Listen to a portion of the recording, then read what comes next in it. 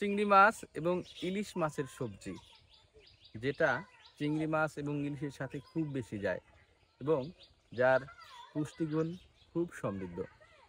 বন্ধুরা, বলছিলাম মিষ্টি কুমড়ার কথা।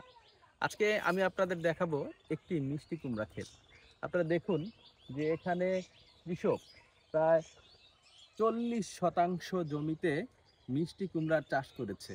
আপনারা অনেক আগে দেখেছেন এই মিষ্টি কুমড়া কিভাবে চাষ করেছে, কিভাবে মিষ্টি কুমড়ার খেতে পানি দিয়েছে, কিভাবে মিষ্টি কুমড়া গুলো ছোট ছোট ছিল, কত সবুজ ছিল মিষ্টি কুমড়ার এই গাছগুলো। আমি তখন আপনাদের বলেছিলাম কুমড়ো ফুলে ফুলে নুয়ে পড়েছে লতাটা, কিন্তু এখন যদি বলি তাহলে বলবো যে বড় বড় মিষ্টি কুমড়োয় একেবারে নেতিয়ে পড়ছে বুড়ো এই মিষ্টি কুমড়া গাছটা। বন্ধুরা, আজকে আমি আপনাদের সরাসরি সেই মিষ্টি কুমড়োগুলো দেখাবো। আসুন আমরা দেখি কেমন মিষ্টি কুমড়ো এখানে হয়েছে।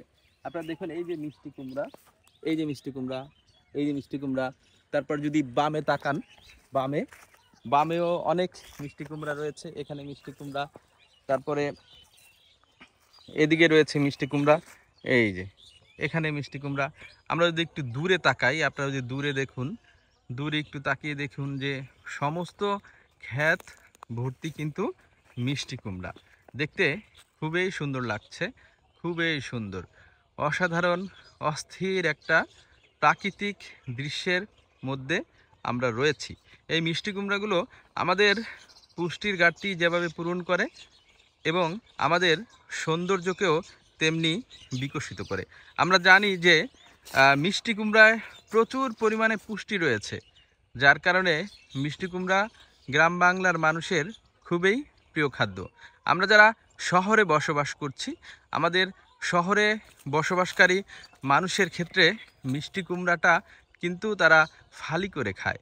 গ্রামে আমরা যারা রয়েছি, আমরা এত মিষ্টি কুমড়া, সবার বাড়ির পাশের মিষ্টি কুমড়া, ক্ষেতের মিষ্টি কুমড়া, সকল মিষ্টি কুমড়াই কিন্তু গ্রামে পাওয়া যায়, যার কারণে গ্রামের লোকজনকে মিষ্টি কুমড়া খুব বেশি কিনে খেতে হয় না এবং অনেকে আত্মীয় স্বজন যারা আছে তাদেরকেও সেই মিষ্টি কুমড়া দিতে পারে, আমরাও পারি। বন্ধুরা, সেক্ষেত্রে শহরের মানুষগুলো ফালি মিষ্টি কুমড়া কেনে। দেখতে কত সুন্দর সবুজ, কত সুন্দর হলুদ মনে হয়। এই মিষ্টি কুমড়াগুলো আমাদের মনের খোরাক, আমাদের প্রাণের খোরাক, আমাদের মন প্রাণকে একেবারে বিলিয়ে দেয়।